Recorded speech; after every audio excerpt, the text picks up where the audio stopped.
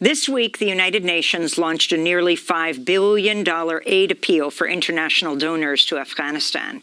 UN Humanitarian Affairs and Emergency Relief Coordinator Martin Griffiths said without immediate assistance, a full-blown humanitarian catastrophe looms in Afghanistan.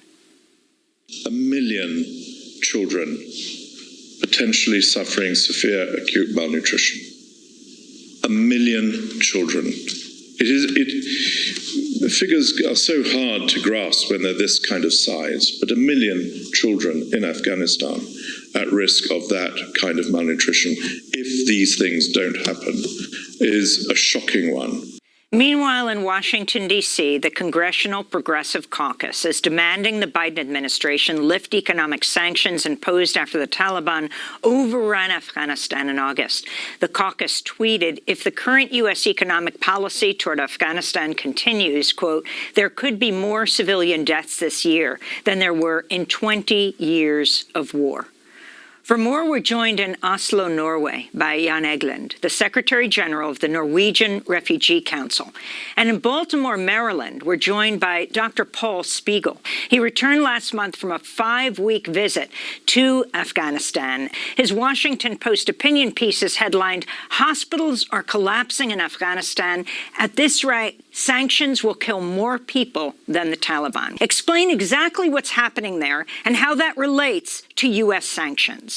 What is happening is there's a country in freefall, economic freefall, which is affecting all aspects of their lives. There's no medicines, no heat, and what we're seeing are people can't even afford to get to the hospitals, even if there were medicines to be had. So in terms of the population, the UN reports Afghanistan's population, nearly 23 million people, are facing extreme hunger. At least 1 million children are at risk of dying of starvation? Yes. And I would add that the crisis is already happening. It's not as if we can stave off or we can prevent this from happening. What we need to be able to do is minimize the incredibly negative effects that we're seeing. There's been a drought, there's food insecurity, and all of this has been exacerbated due to this economic crisis and due to the lack of UN and NGOs being able to pay people in the field, particularly anyone related to the de facto authorities, because of the very strong U.S. sanctions. Well, there hasn't been this kind of a dramatic collapse in the economy of Afghanistan ever before, I think.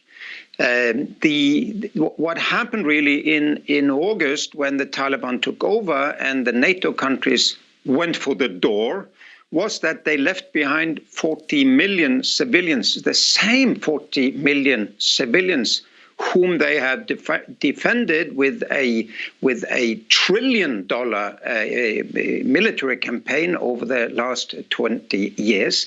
Those were left behind. The same women and children, the same doctors and nurses and teachers and so on. It's not the Taliban that is holding us back. It is the sanctions. It's that there is no banking at all. A lot of things has to happen tomorrow unless we will see epic loss of life.